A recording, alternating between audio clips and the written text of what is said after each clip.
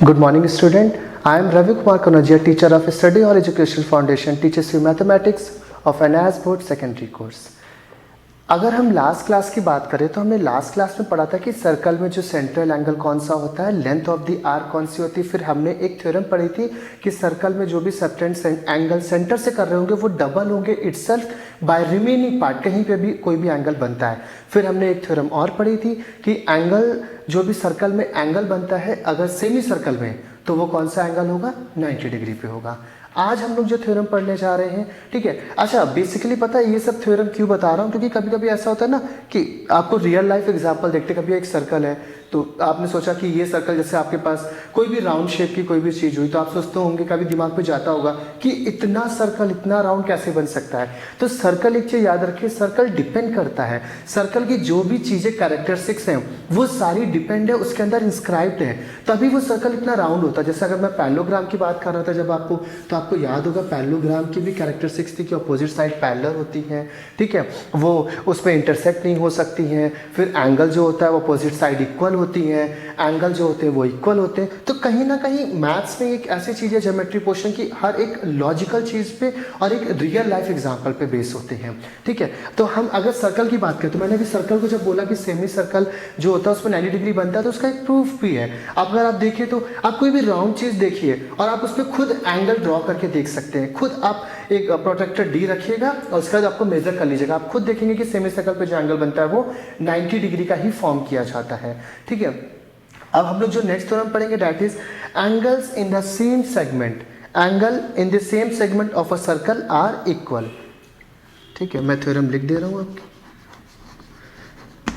That is angles in a same segment of a circle are equal, ठीक है। Angles in the same segment, angles in the same segment of a circle are equal. इसका मतलब उन्होंने क्या कहा है कि मैं आपको बता दे रहा हूँ, अगर डायग्राम के हिसाब से देखें, ये डायग्राम था, ये सेंटर से एक एंगल बना होगा POQ, ठीक है, ये आपका सेंट्रल एंगल होगा। उसके बाद ये सेम सेगमेंट पे ये बना होगा, दैट इज PRS, आपको थ्योरम याद होगी डबल वाली, और PSQ, ठीक है। PRS एंड PSQ आपको यही इक्वल करना है। अच्छा, वर्ड क्लियर है ना, सेम सेगमेंट, सेम सेगमेंट मतलब समझ रहे हैं, ये और ये दोनों का सेम सेगमेंट, ये दोनों इक्वल करने हैं आपको। PRQ equal to angle PSQ, this is called same segment, ठीक है। आपको ये पता करना है। तो देखिए सिंपल सी बात है, अगर आप इसकी बात कर रहे हैं तो सपोज अगर हम लोग इसको हम लोग पहले से हटा देते, वरना आपको लगेगा पहले से कंस्ट्रक्शन नहीं करते, तो आपको अब ज़्यादा क्लियर हो रहा होगा कि PRQ एंड PSQ, आपको ये दोनों बताना है कि ये दोनों एंगल जो होंगे वो इक्वल होंगे, ठीक है। तो अगर हम इसकी बात करें, ठीक है, तो हम इसको ज्वाइन कर लेते हैं। सपोज आपको पता ही होगा ये सेंटर होगा, O होगा, ठीक है। चलिए हम लोग इसको ज्वाइन कर लेते हैं, OP और OQ, क्लियर। अगर हम OP और OQ ज्वाइन करते हैं तो आप याद करिए, मैंने अभी लास्ट क्लास में कुछ बताया था कि जो सेंट्रल का एंगल होता है वो डबल होता है इटसेल्फ बाय रिमेनिंग पार्ट पे कहीं पे भी बने सर्कल में। तो ये आपको पहला पॉइंट क्लियर हो गया होगा कि सेंटर से जब भी कोई एंगल बनता है वो डबल इटसेल्फ सेंटर होगा, ठीक है। ऐसे ही आप इधर भी देख लीजिए, POQ इक्वल टू, अब ये भी तो डबल होगा।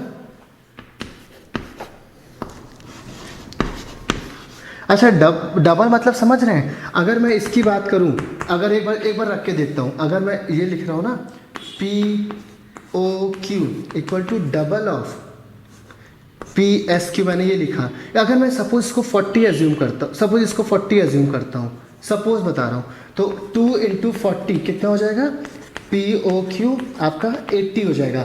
मतलब मैं डबल किसकी बात कर रहा हूँ, इसकी बात कर रहा हूँ, इसकी नहीं। अगर ये नहीं पता है, अगर आपको 80 पता है तो पता है पी एस क्यू ये कितना हो जाएगा 40, ठीक है। तो कभी कंफ्यूज मत होगा, मैं डबल बोल रहा हूँ इसका मतलब ये डबल हो रहा है, ठीक है, ना कि ये डबल हो रहा है। तो इस चीज़ का ध्यान रखिएगा, ठीक है ना। ये आपका हो गया। तो अब देखिए, अगर मैं इस इक्वेशन पे जाऊँ, आपको समझ में आ गया इक्वेशन क्या थी, हमने पहले इन दोनों को ज्वाइन किया। वैसे ये बोर्ड के पॉइंट से बहुत इंपॉर्टेंट थ्योरम है, इसीलिए बहुत ध्यान से समझिएगा। देखिए, angles in the same segment of a circle are equal. अब इन्होंने यही बोलने की कोशिश करी कि आपने इसको इससे ज्वाइन किया, इसको इससे ज्वाइन किया ना। अब ये जो एंगल होगा वो डबल होगा। अगर आप ध्यान से देखें, वैसे इसका इसके साथ होगा। तो अगर हम इक्वेशन 1 और इक्वेशन 2 अज्यूम कर लें तो आपको क्लियरली दिख रहा है, दैट इज ये और ये कट जाएगा, 2 और 2 कट जाएगा, बचेगा क्या, P R Q equal to angle P S Q. Prove हो गया, that is angle in the same segment of a circle are equal, ठीक है। तो ये आपका एक और थ्योरम थी। अगर हम इस पे एक क्वेश्चन भी करके देखते हैं, आपको क्लियर हो गई होगी। Angles in the same segment of a circle are equal, आपको ये प्रूफ करना था। गिवन कुछ था नहीं, आपको बस गिवन बता रखा था कि सर्कल है, ये रेडियाई होगी। आपने ज्वाइन किया ओपी को ओक्यू से, फिर आपने ये, आपको अभी लास्ट थ्योरम मैंने लास्ट क्लास में बताई थी कि सबसे जो करते हैं वो एंगल डबल होते हैं remaining part of this circle पे। आपने वही इक्वेशन को, वही थ्योरम को रख करके नीचे वाली थ्योरम को प्रूफ कर दिया।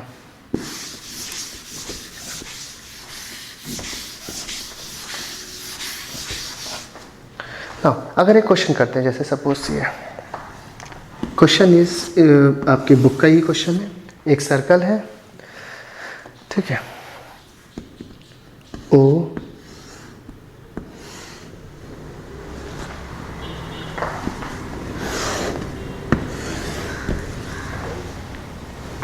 ये उन्होंने बोला है एक्स, ठीक है।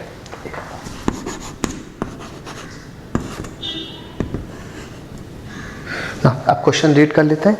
That is in figure this, O is the center of a circle, clear, O is the center of a circle, and angle AOC, angle AOC equal to 120 degree. उन्होंने क्वेश्चन में बोला कि ये जो आपको एंगल दे रखा है ना, ये आपको 120 दे रखा है, क्लियर। क्या बोला, फाइंड एंगल ABC, ABC निकालना है हमें, ये एंगल निकालना है, ठीक है। चलिए, ये भी इजी है। थ्योरम दोनों याद रखिएगा जो मैंने बताया था, डबल वाली एंड सेम सेगमेंट वाली ना। अच्छा, आपको ये पता होगा, ये जो एंगल है ना, अगर याद करिए, ये पूरा एंगल कितने का होता है, 360 डिग्री, ठीक है। रिफ्लेक्स एंगल या पूरा कंप्लीट एंगल, अगर ये आपका एक्स जो है वो रिफ्लेक्स एंगल होगा। तो अगर हम एक्स की वैल्यू निकालें, एक्स डिग्री की, तो हमें पता है 360 माइनस इसकी माइनस कर दे 120, तो एंगल कितना आ जाएगा, 240 आ गया एक्स की वैल्यू, ठीक है। अगर हम x की वैल्यू 240 एज्यूम कर लेते हैं, ठीक है, तो आपका x, अगर एक, अब x की वैल्यू आ गई।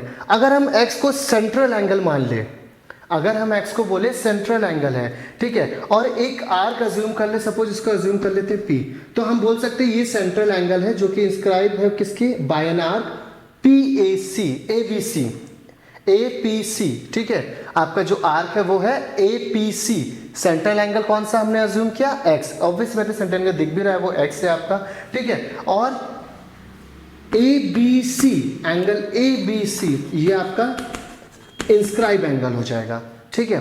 फिर से बता रहा हूं, अगर x आपका सेंट्रल एंगल हुआ तो APC जो कि आपको आर्क से वो कर रहा है, इंस्क्राइब कर रहा है, एंड एंगल कौन सा, ABC, वो आपका इंस्क्राइब एंगल हो जाएगा, ठीक है। तो अब आप एक तरह से आप ये भी बोल सकते हैं कि ये x जो है वो क्या होगा, सेंट्रल एंगल है, तो एंगल ये हो जाएगा, ठीक है। आपको पता होगा ये डबल हो जाएगा, क्यों होगा, क्यों, अभी मैंने आपको थ्योरम बताई थी। ये सेंट्रल एंगल है, ये आपका रिमेनिंग पार्ट पे बना हुआ है, तो आपका डबल हो जाएगा। आपने x की वैल्यू अभी निकाली है 240, तो 240 equal to 2 angle ABC, angle ABC 240 divide by 2 that is 120 degree. तो आपका ये कितना आ जाएगा, 120 डिग्री, क्लियर। तो आपने एक और थ्योरम पढ़ ली, उस पर एक क्वेश्चन बेस भी आपने एक क्वेश्चन कर लिया।